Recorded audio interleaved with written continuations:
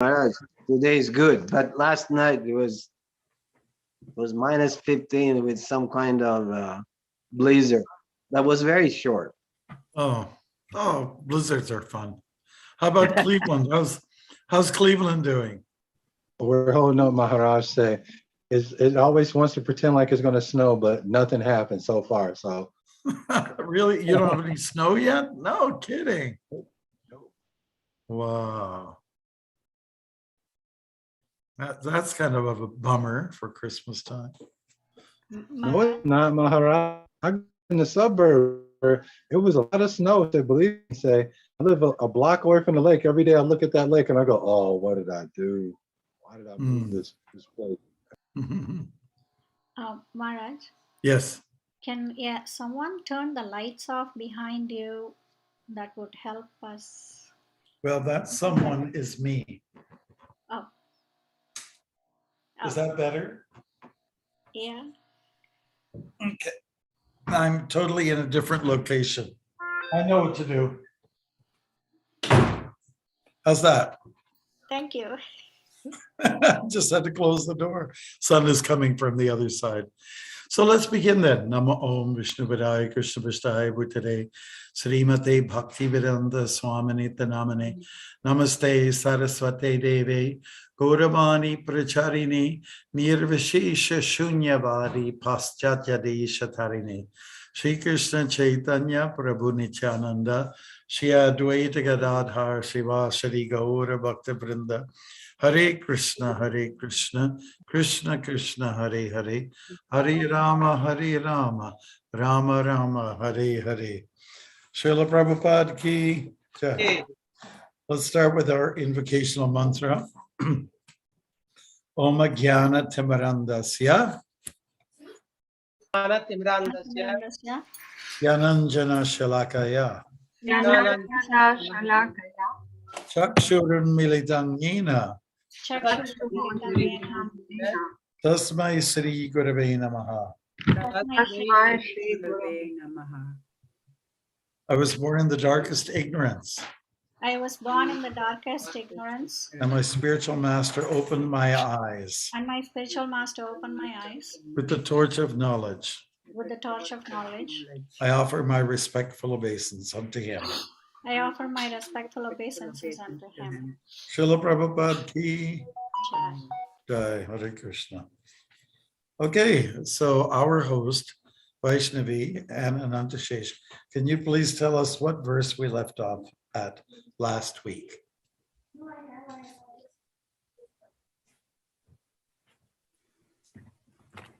$10.39. Okay, so we started 39, right? Yeah.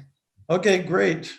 I just have a feeling we might cover more than just one shloka this week. Let's see where it goes. Okay. Yaschapi sarvabhutanam bhijam tad aham arjuna natad asti vina yatsyan maya bhutam characharam. Translation. Furthermore, O Arjuna, I am the generating seed of all existences. Nothing, moving or non-moving, can exist without me. Good. Someone else like to offer to read the purport, please? Gorchand Prabhu, please read.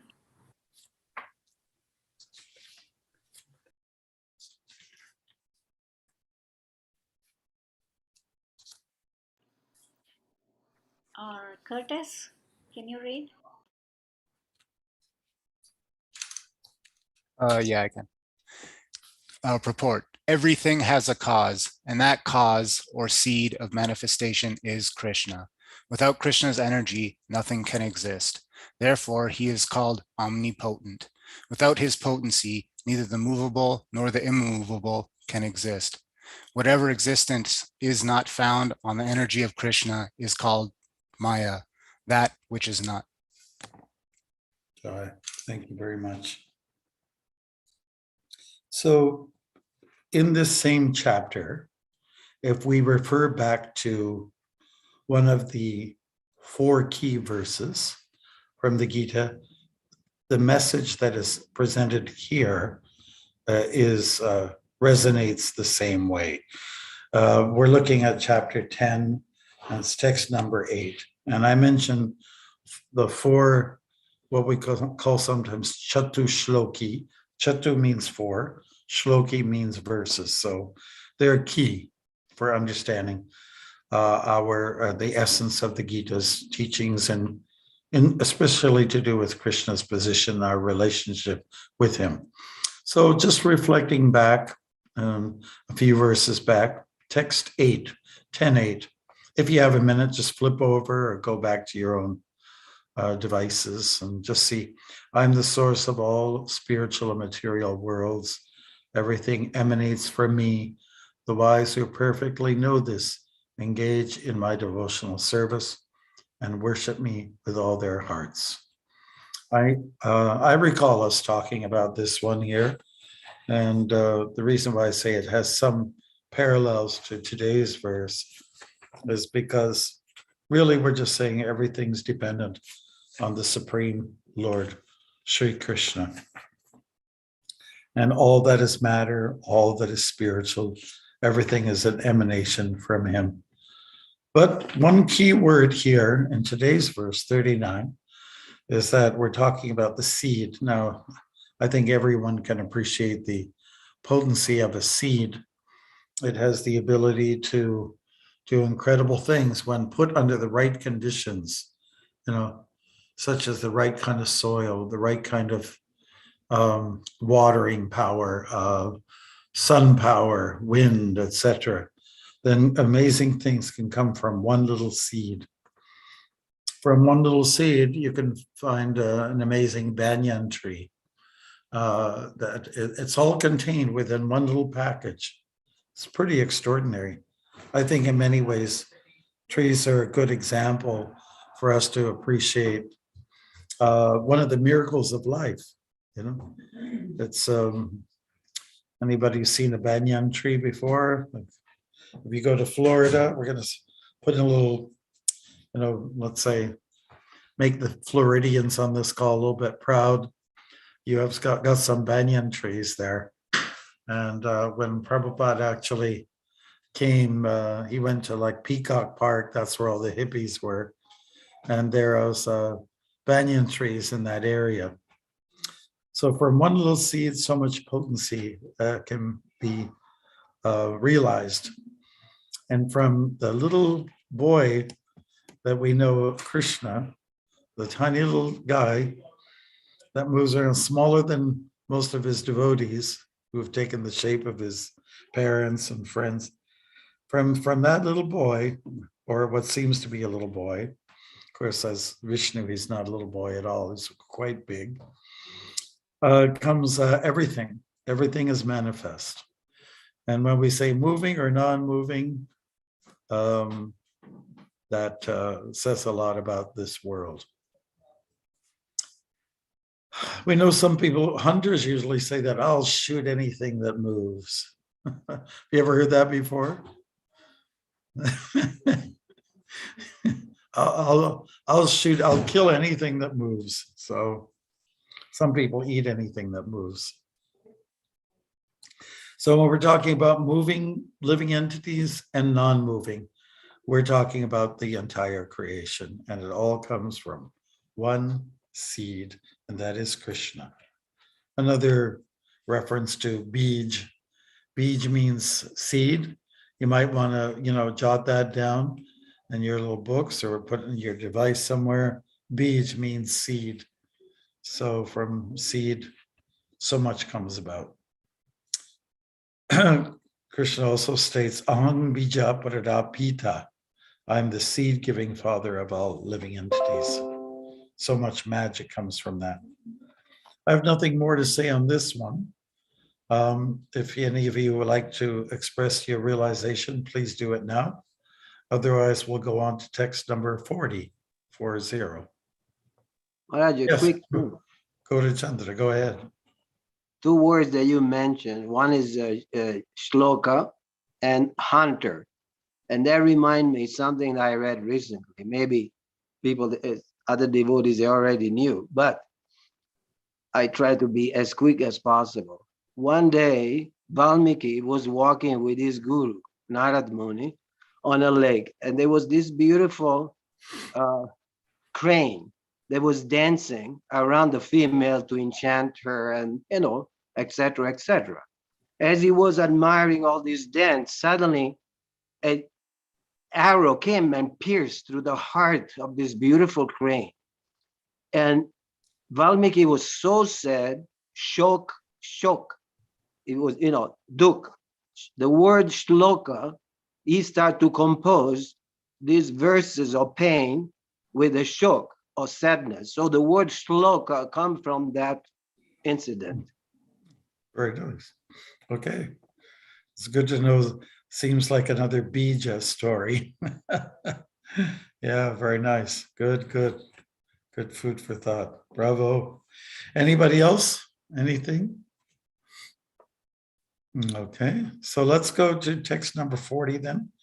Would somebody like to, I don't mind if you give it to us in the Sanskrit. Anybody, I have different classes through the week. We all have different approaches, but that's one. Anybody like to volunteer? Yeah, I can read. I knew you'd come forward. I had that feeling. I'm always in the beginning, right? All right, let's go for it then. Thank you. Almighty conqueror of enemies, there's no end to my divine manifestations. What I have spoken to you is but a mere indication of my infinite opulences. Purport. As stated in the Vedic literature, although the opulences and energies of the Supreme are understood in various ways, there's no limit to such opulences. Therefore, not all the opulences and energies can be explained. Simply a few examples are being described to Arjuna to pacify his inquisitiveness. Yes, beautiful. Thank you. And how true it is what is being expressed here. When we're talking about the might and the glory and of the Supreme Personality of Godhead, there's no limit, there's no beginning and end to describe his glories. And so therefore, just a few samples are given here to help us to understand how powerful is Krishna. Along the same lines, let's look at verse 41, which is a very poetical shloka verse. Would somebody like to volunteer to speak from that? Yes, Maharaj, Hare Krishna. This is Sandamani Devidasi. Yes, thank you. Thank you. Can I read do you want me to read the Sanskrit, Maharaj? You can, yes, please. Yat yat vibhuti mat sattvam shrimad urjitam eva va tat tat eva vagachatvam mama tejomsha sambhavam. Know that all opulent, beautiful, and glorious creations spring from but a spark of my splendor. Purport by His Divine Grace A.C. Bhaktivedanta Swami Srila Prabhupada. Any glorious or beautiful existence should be understood to be but a fragmental manifestation of Krishna's opulence, whether it be in the spiritual or material world.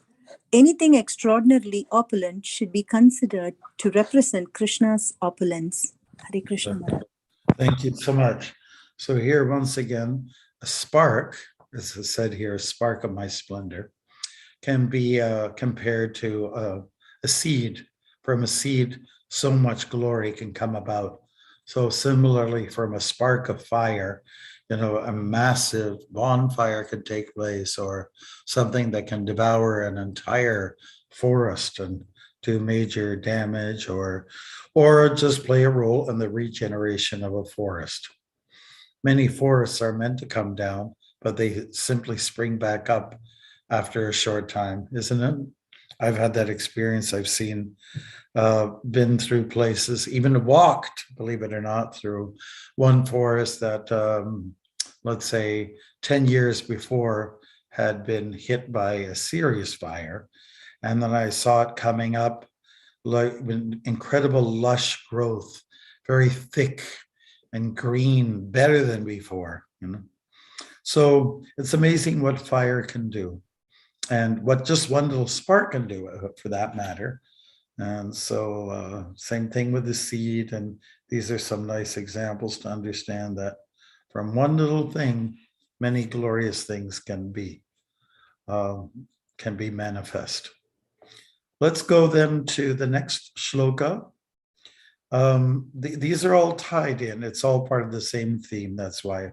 And I just see them as, I guess we can, basically finish this chapter with this particular verse and the purport. Okay, who would like to volunteer? I can read, Maharaj. Atava bahunaitena kim nyatena tavarjuna vishtabhyaham kritsnam ekam shena sthito jagata. Okay, then why don't you give us the Sanskrit and we'll ask someone else to read the purport or the first paragraph. Okay. But what need is there, Arjuna, for all this detailed knowledge? With a single fragment of myself, I pervade and support this entire universe. Okay, let's go through that again. It's the last verse. It's important. What need is there, Arjuna, for all this detailed knowledge? With a single fragment of myself, I pervade and support this entire universe. So again, I would just like to make a comment on this. Here we're talking about a fragment, whether it's the use of the word fragment or whether it's going to be a spark or if it's going to be a seed. The message is the same, that from all these little particles comes something glorious, something of a majestic quality. Good. So someone else can take this first paragraph. Can I read, Maharaj? Oh, yeah. The Supreme Lord is represented throughout the entire material universes by his entering into all things as a super soul. The Lord here tells Arjuna that there is no point in understanding how things exist in their separate opulence and grandeur. He should know that all things are existing due to Krishna's entering them as super soul. From Brahma, the most gigantic entity, on down to the smallest ant, all are existing because the Lord has entered each and all and is sustaining them. Great. Any comments on this, Peruse? Okay. What is important to take note is that there's reference to the Paramatma, right? Because of the Paramatma's existence in this world, well, we are allowed to exist. His presence. The Paramatma or Super Soul is also known in Sanskrit as Kshetragya. That means the knower of the field. And there's many fields. If you, I'm looking here, across on top of me. Of course, I should always be at the bottom of everyone's lotus feet. I'm looking and I'm seeing all living entities. I'm seeing all of you are different fragmental parts and parcels of Krishna. Mamai Vangsho, Jiva Loke, Jiva Buddha Sanatana. But we are existing because of the presence of Paramatma, who knows all of the bodies. Each one of you know what you're going through on a regular daily basis. And I'm looking at the, two divine couples here or there, and on top of me, like, Ananta Shesha and Vaishnavi, of course, Gaura Chandra, Vani Priya, for instance, just to give an example. And even though you're a couple, you are a single couple, still each of you cannot know exactly what's going on in either of your bodies, even though you're so close to each other. So the point is that we feel all kinds of sensations, sensations of comfort versus discomfort, and through the course of the day. So we are simply aware of our pains and pleasures, but we cannot know what's going on in another person's body. So that only the super soul has the power to know. So just reflecting back on Prabhupada's first line here, let us pay some attention to the super soul. Without his presence, we would not be anywhere. Okay. Any other details? Let us move ahead then, and let's give someone else the chance. Maharaj, I have a question. Yeah. Mm-hmm. So now that the Supreme Soul is present in all living entities, why is there so much fighting between these living entities? This is such a good question. And at the heart of your question, I sense from you a feeling of compassion, and you say you'd like that things could be resolved. I'm sure that's what's behind your question. Well, we're individuals. We have many similarities, but part of the distinctive feature of each Atma is that we have territorial issues. First of all, we identify with the body, and the body is a territorial mass something. And we have our own urges and our own separate desires, and and sometimes we collide, and we're not so much into sharing. So just feel I'm first, I'm the priority, I'm number one. And so that it's the ego that plays into this. Yeah, ego means to identify with the body. And so that's why there's clashes and conflicts, because we do not recognize the oneness within all of us, who feel that my separate interests are the most important in the world. Sometimes we talk about special interest groups. Some people have to be tended to. Some groups have felt they've been ignored, exploited, shunned. And so they kind of pop up and say, we have not been recognized, we have not been accepted. So we want you to know, that is the public, we want you all to know that we are here and we want to share in the greater good of everyone. But if you stay on, if you, let's say you are welcomed in to the greater interest of the whole, the community, or the globe, the planet, whatever it is. Don't hold on to this separate identity too much. Try to appreciate the oneness and not so much the distinctiveness. When some devotee asked Prabhupada about conflict, sometimes even amongst Prabhupada's disciples, and Prabhupada's response was, well, in the spiritual world, there is such a thing as sometimes conflict of interest. Sometimes even the gopis don't agree with their particular approach. But what's unique about Krishna consciousness is that all the gopis agree that Krishna is the central point. There's a fixation. Our objective is to please Krishna. And as long as that there, the varying ways of approaching Krishna and in trying to please him can just all be accepted as what we call the spiritual world.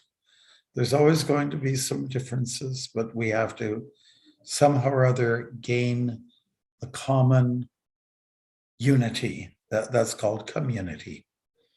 And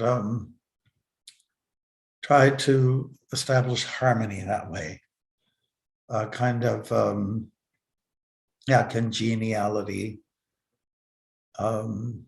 What's the word? Congruity.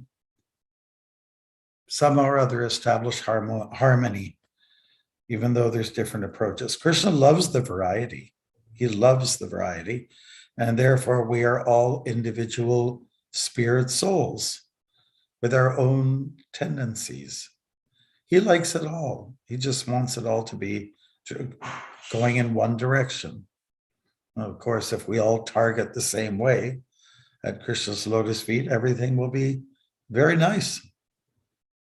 But when we think separate from Krishna, then of course our targets will be all over the place. So let's go for, I hate to use the term bullseye, let's go for one direction, and that is Krishna's lotus feet, the direction of humility. I hope that helps out. Yes, thank Thank you. you. As long as we think I'm the most important, then there's going to be all kinds of conflict. But if we concentrate, think like a team player, everything will be all right. You cannot become a superstar on the hockey rink or let's say on the football field. I'm just giving some Canadian American examples. As long as I'm going to be the star, I'm going to be recognized as the top player of the year. No, it's not like that. It's the team who scores the most. It's our team that we're interested in, correct? Then all the members get glory.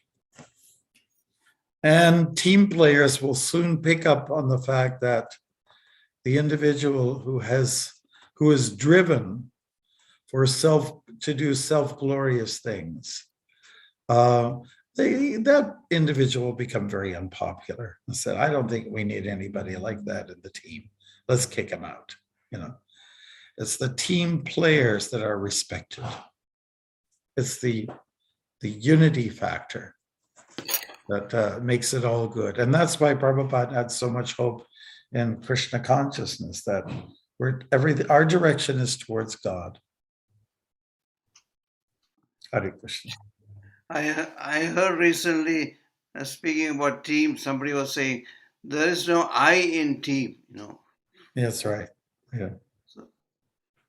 So there's no I there. That's true.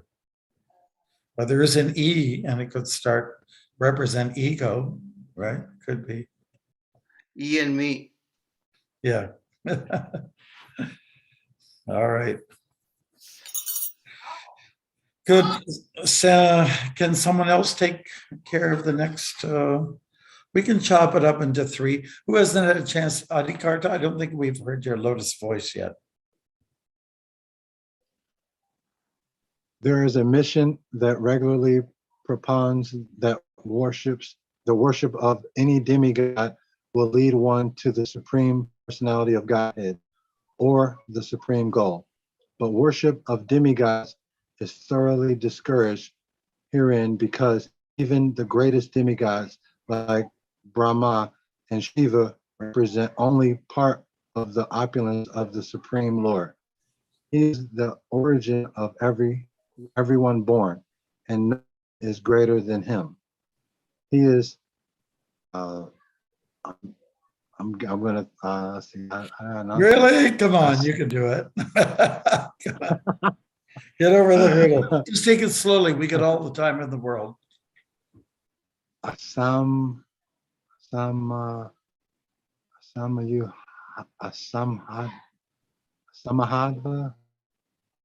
I'm gonna throw it out there. Asamurdva. Asamurdva. Samurdva. Yes. Yes. Which means that no one is superior to him and that no one is equal to him. In the Padma Purana, it is said that one who considers the Supreme Lord Krishna in the same category with demigods, be they even Brahma or Shiva, become at once an heretic? Atheist.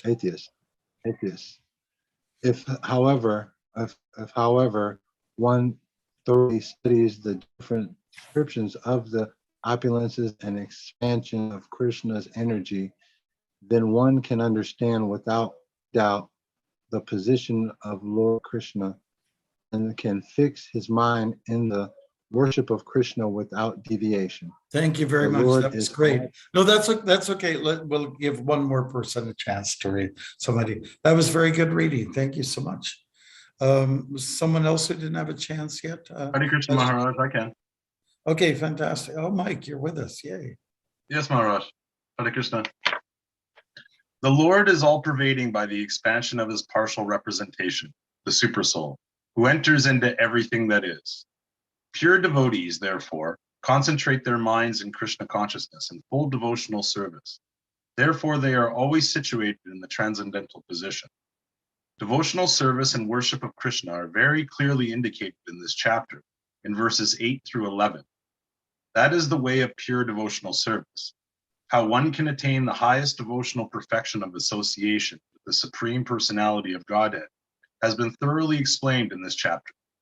Srila Baladev Vidya Bhushana, a great acharya in disciplic succession from Krishna, concludes his commentary on this chapter by saying, Yach chakit leshat shuryadya bhavanti ati ugrad deshasha yadami shena dritam vishvam sakrishno dashame richityate. From Lord Krishna's potent energy, even the powerful sun gets its power, and by Krishna's partial expansion, the whole world is maintained. Therefore, Lord Sri Krishna is worshipable. Thus ends the Bhaktivedanta reports to the 10th chapter of the Srimad Bhagavad Gita in the matter of the opulence of the Absolute. Well, Hare thank you so Krishna. much, Dr. Mike. That was wonderful. Thank Both of you. So this is a significant verse, and we do round up this chapter with this in mind, that it is from the single spark of Krishna, or the seed that is planted in fertile ground, that everything is manifest. Actually, you can say from nothing comes everything. And that so-called nothing is Krishna. And of course, we'll never, go so far as to make such an idiotic remark that Krishna is nothing. But seemingly, this whole world, which has all of its grandeur and splendor, seems like it may come from nothing. Of course, we're all born wondering, wow, this is an amazing world. Let's go back to what we read about in the Bhagavatam with Brahma, who was the first one to witness the world. And what he saw was darkness. Everything was dark. And, there's one reason why he turns his head and becomes four heads. He's looking around and he's wondering what's going on. What's going on around here? And his curiosity became satisfied. A message came to him, a message of 2 syllables, tapa, perform austerities. He could understand from within that he must go for serious dhyana yoga, meditation. And once he did that, he became empowered to create. Part of the answer that came to him when he was exercising his curiosity was the sound of Krishna's flute came to his ears. And so from wanderlust everything was revealed. Krishna was revealed to him. Tene Brahma Rida. That's in the first verse of the first canto of the first chapter of the Srimad Bhagavatam. He became enlightened from Riddhi, from within. Brahma became enlightened through the power of Krishna. And so he came, and there was virtually nothing. And yet everything came about. And we're not in that position. We were born into this world and everything was already there. So we're left to wonder, well, how did all of this get here? And was there nothingness in the beginning? No, there was always Krishna, and wherever there is Krishna, there's going to be some artistry taking place. He's like an artist with a palette and with his paints. Of course, that's hard to relate to for people these days. Who's got a palette and paints these days? Everyone's got a device, right? So from your device, wonderful things can be created on your screen, but you have to take it from a little bit from here and there. Brahma is credited for being the secondary creator. It's Krishna who's the original creator. Yeah. And that is the important point made in this particular chapter, that it is from Krishna, the origin of all, that everything is manifest. And please look out the window.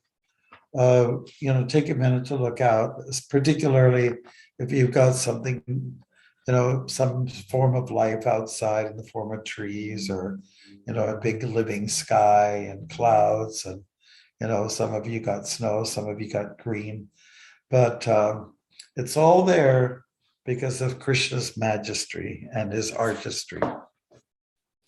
And so going back to 8:10, it is said that everything is coming from the Lord, and the wise who know this about him are compelled to serve him, to take a humble position. And that's what we're supposed to get out of the Bhagavad Gita. We are supposed to crush egos and tackle the mind and Maya itself.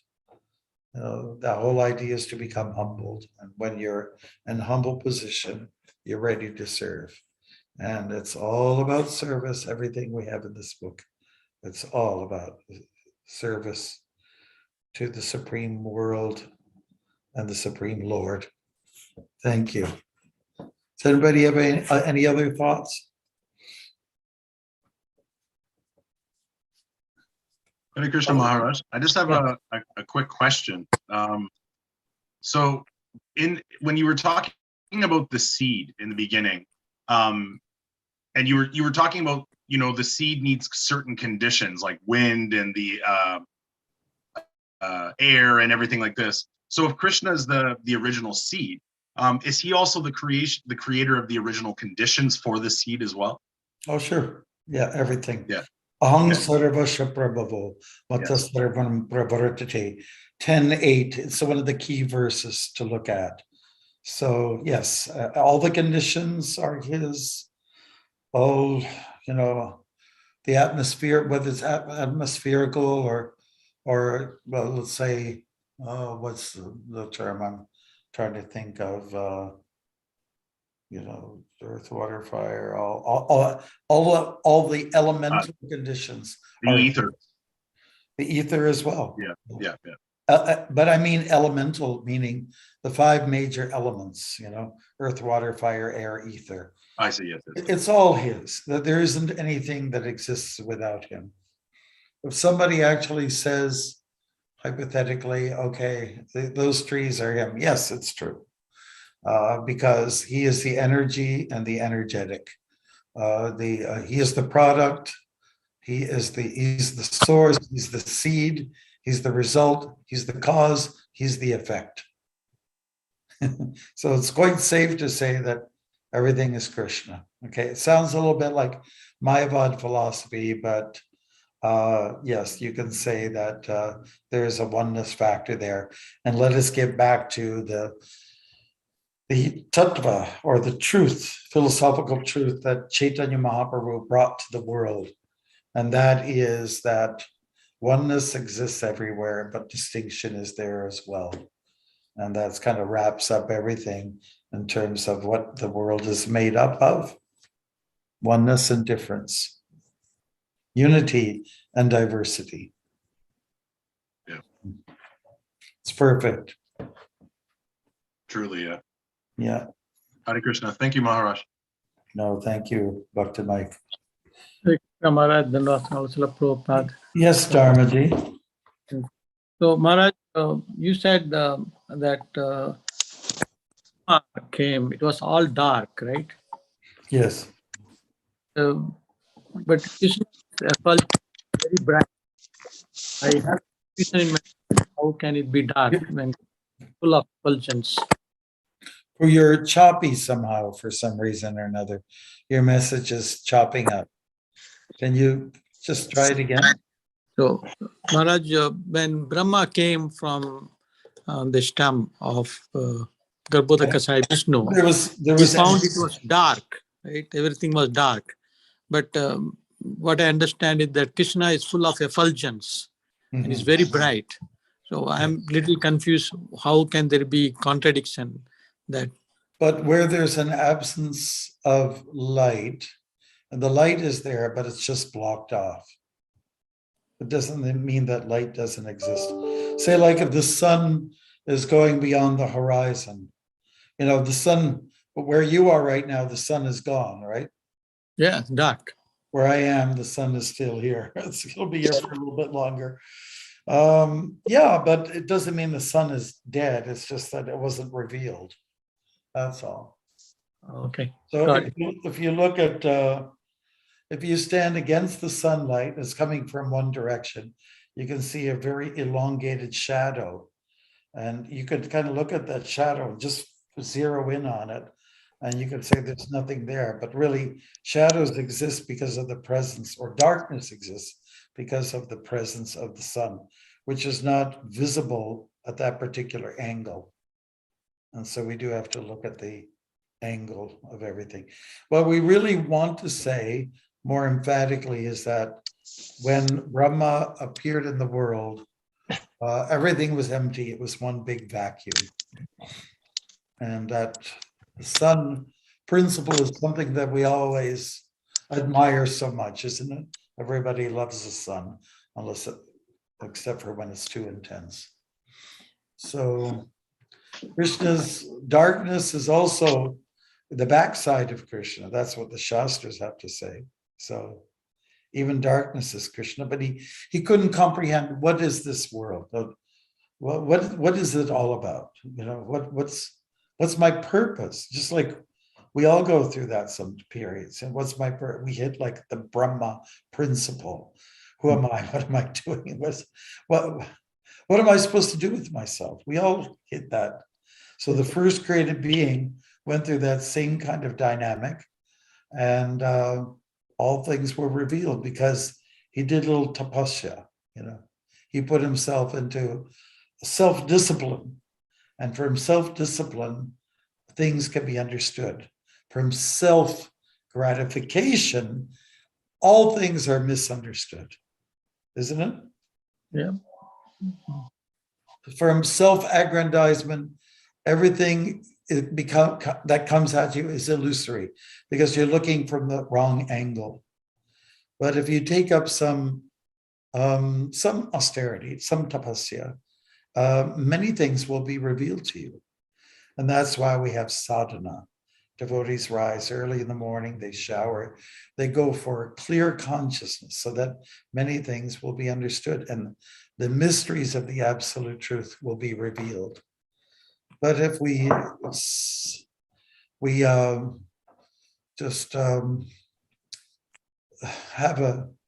can only have a lull in life when we are situated in ignorance, and where there is ignorance, there's no enlightenment. Nothing can be understood. It will also be hard to become humble and to come to the point that service must be executed. I must serve. So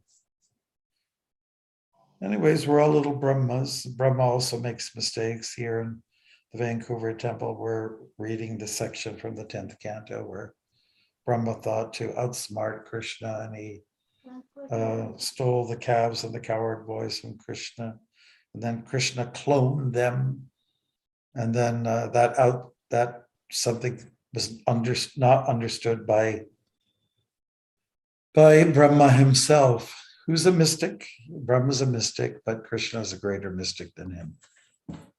So he was a little bit, in his own ego. That is Brahma we're talking about, and therefore he was in ignorance. So let us do the things where we can find ourselves And that will come about through some austerity. Austerity is the wealth of the Brahmins, the wealth of the Vaishnavas. We abstain from certain things that most people get involved in. Liquor, no. Perverted sex, no. Gambling, no. Eating our brothers and sisters in the form of animals, no. Simply because we're saying no, it just opens up the doors to true understanding. And when one gets caught up in impulsive gratification, impulsive lifestyle, you are in the dark. And you'll never be able to find the switch. Ever been in a room where you stayed? Now every room that's made in modern terms, you can always see a light somewhere, but in the old times, you maybe have to go to the bathroom, the fireplace is out, and you have stub your toe a few times while you're trying to make your way to the bathroom, which might have been an outhouse in the old days. Stub your toes, so let there be some light. So some people prefer not to. Well, they just can't find the switch. That's all there is to it. Even if good advice is given to them. Hare Krishna. Thank you, Maharaj. Is there anything else that anybody Yes, Mark. wishes to contribute towards? Yeah, go ahead. I have a question. You mentioned after tapasya, something follows, some revelation. You personally went through a lot of tapasya, especially the walk. Come on. No. Don't get into that. No. It's not Don't talk about me. Go ahead. A question. It's not a glorification. It's a question. Oh, okay. Something is revealed after the tapasya. So you walked across the states. You were in that desert. So what was revealed to you specifically?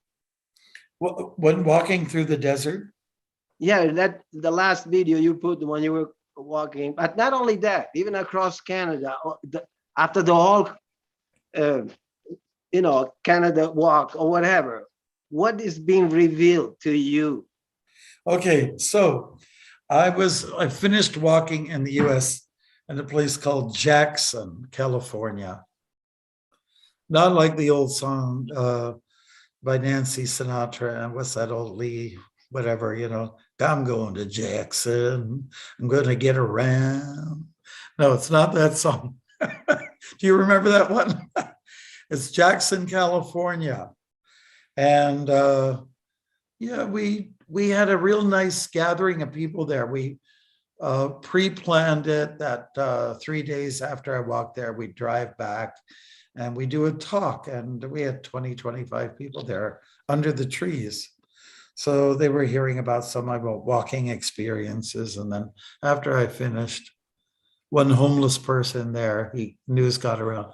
So you walked across the US? I said, yes. Did you see God? He asked. I said, yes, I did. I saw God, I saw divinity, and I could appreciate the sacredness in all things. In the simple things in life. I could see God more clearly through the sunshine from the sun, through the trees, the scent coming from them, through their grandeur, their beauty. In this way, I could see God through the energy of God. I saw God through his energy. And I seemed to be happy with that answer, and here's a man who's living under the trees, homeless, and in a tent. And I'm glad he asked the question. But I think that's, because we're just finishing this chapter entitled Opulences of the Absolute. What does that mean? Where do we find these opulences? Can you think of some examples that we just went through in this chapter? Anybody? I put it to you. Nature. I put you under the hot seat. You said nature. Sankalpa, you said nature? Yeah, nature. Yeah, but can you be a little more specific, please? Yeah. It's very general. You can flip through Like some of the back in the pages. animal kingdom, whoever of these animals have great prowess, great power, or very beautiful, Yeah. then that represents Krishna's opulence. Yeah, sure. I appreciate that very much.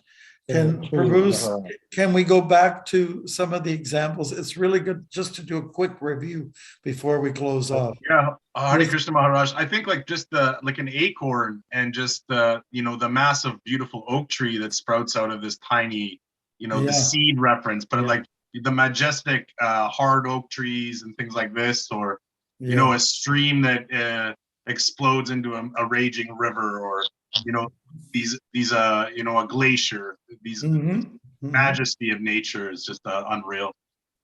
But Yes. I really think the seed is a great example. Yes. Yeah, no. Thank you very much. Yes. And then I think Adhikar also want to say something. Can any of you help remind us of some of the aspects of nature that are found in this chapter that reveals the opulence of the Absolute? Give me one example. Adhikar, you were going to say something?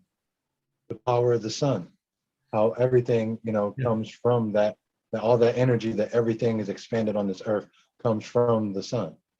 Right. Yes. Thank you very much.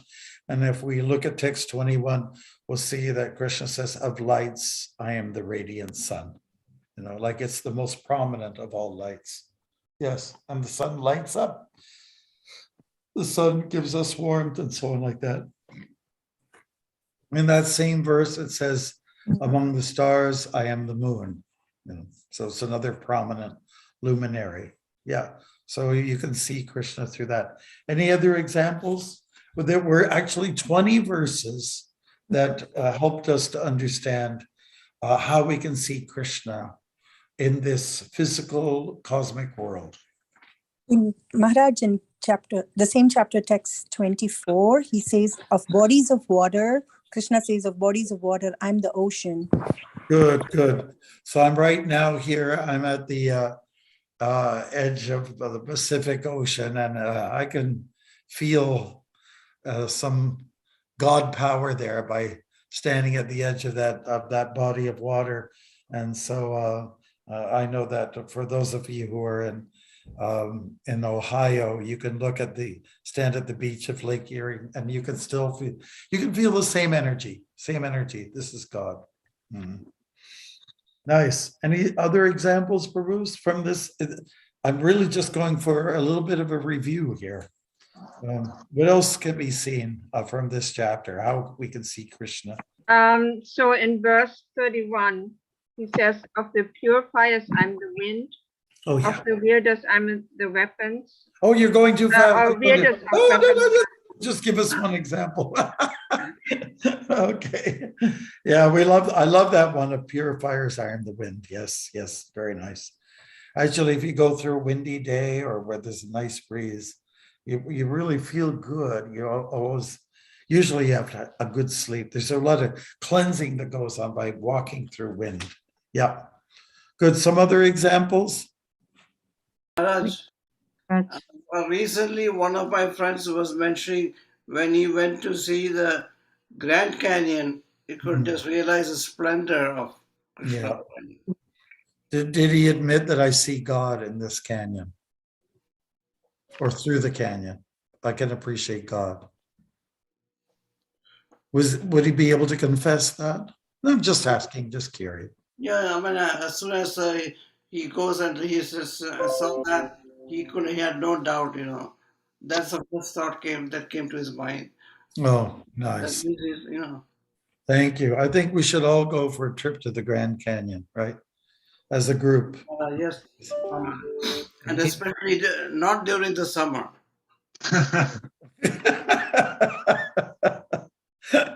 Yeah, I understand what you're saying. Hit the right season and you're okay. Like when I go to India, we go at, there's two times, October or like I said, February. And then I can see God. If I stick around in May, June, I'll see God as the one who punishes me. It's just too intensely hot. Okay, good. Referring back to some of our shlokas from the Bhagavad Gita, I like the wind is a great example. What do we find in the water? Taste of water. What? Taste of. Taste of water. Okay, that's also there. Yes, yes, yes, yes. I have the taste of water. Ganges Maharaj. Ganges, yes, yes, yeah. Among flowing rivers, yeah. When you see the Ganga, you see personality there, powerful personality. Yeah. What else? Immortal Himalayas. The Himalayas, yes, yes, very much, yeah, good. Because they're the tallest, most majestic mountains in the world, right? So that's why Krishna pinpoint, he could have said Rocky Mountains, but he didn't say Rocky Mountains. He said the Himalayas, to help us to appreciate that. They're the top, they're the greatest, most majestic. Anything else, guys? Banyan tree. Pardon me? Among the trees, I'm the banyan tree. Banyan. Right, right. And we did talk about how the banyan is quite amazing with its extended limbs and the roots coming down. Yeah, it's pretty amazing amongst the trees. What else? In verse 28, Maharaj, it says, of weapons, I am the thunderbolt. Right. Yep. Thunderbolts have been known to kill people. Thunderbolts have been known to, let's say, round off mountains, as they say, and yeah, do some damage. And maybe most important of all, put us into humble position. We're put in awe. Yes. Good. Anything else? Vasanta has her hands up. Vasanta? Okay. Oh, I have a quick story to tell about opulence. If you remember, in 2018, the city of Paradise burned down in California. So apparently this person saw the fire in the field, and he ran back and told his neighbors to pack up and let's go. They took about 20 minutes, and by the time they could all go, drive, the fire was like a wall on both sides of the street. So the person, he realized the steering wheel started melting in his hand. He knew, there was so much traffic, all stalled. So he said, he saw a little fox crossing the street, and instead of going along with the cars, he was going across.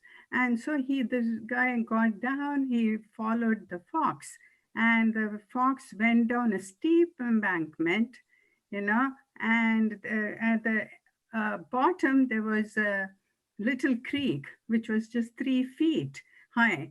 The fox was little, so he just submerged himself there. And then this person also imitated the fox. He submerged himself. He just lay down. And then he says, minutes later, a column of fire, huge column of fire, jumped. He saw it roaring, and swirling and jumping across the canyon. And he said, at that moment, he forgot the fire. He saw the Lord himself in all his opulence, roaring across. So when he came back, he saw all his friends, everybody had died, neighbors, everybody charred. But he says there was some spirit.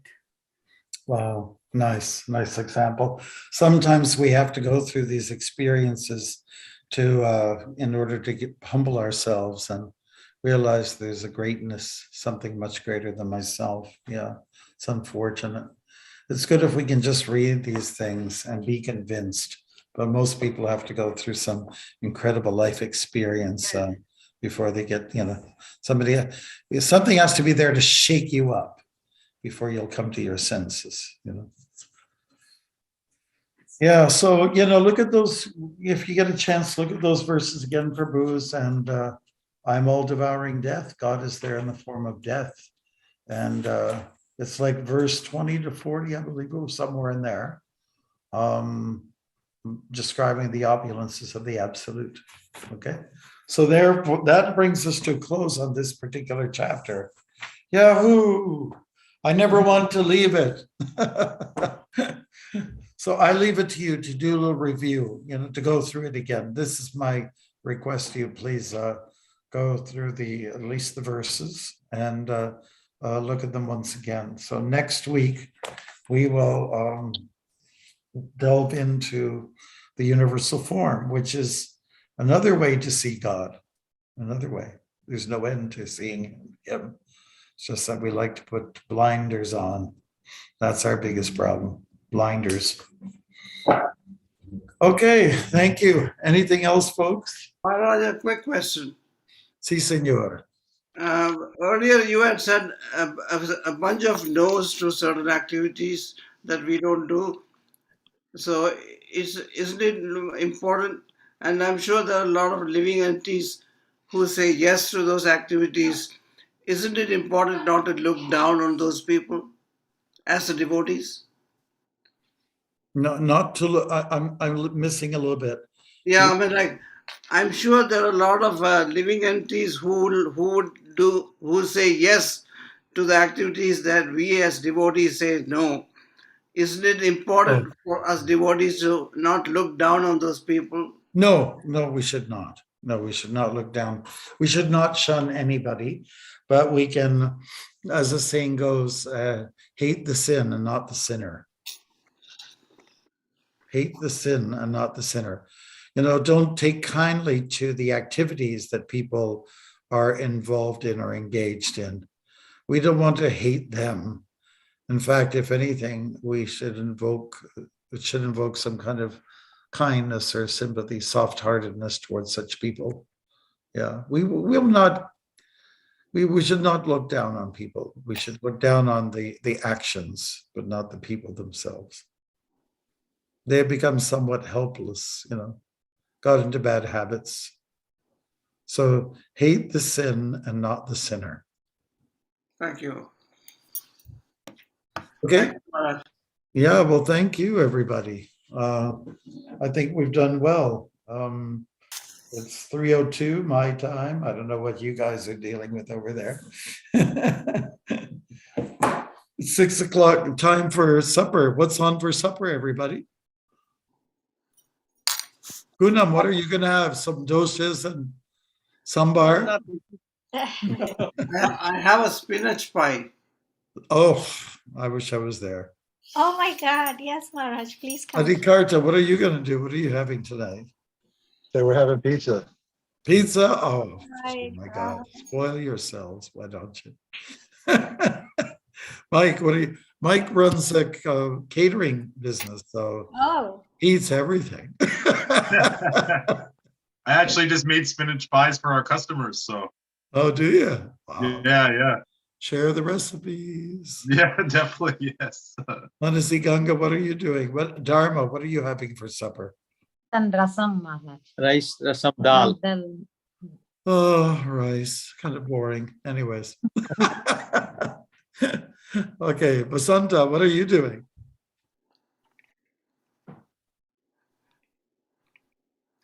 She can't hear me. Vasanta, you are muted. Okay. Oh, what can we do? All right. Thank you for sharing me your meals. I just had my lunch and you guys are onto your supper. All right. Thank you. So we're going to see you next week, right? Yes. Want to make sure I mark it in because this 3-hour difference throws me off. Plus, there's plenty to do out here in Vancouver. So we are doing December the 16th, if I'm not mistaken. Is that right? Yes, ma'am. Yes, ma'am. I'm noting it down, 2 p.m.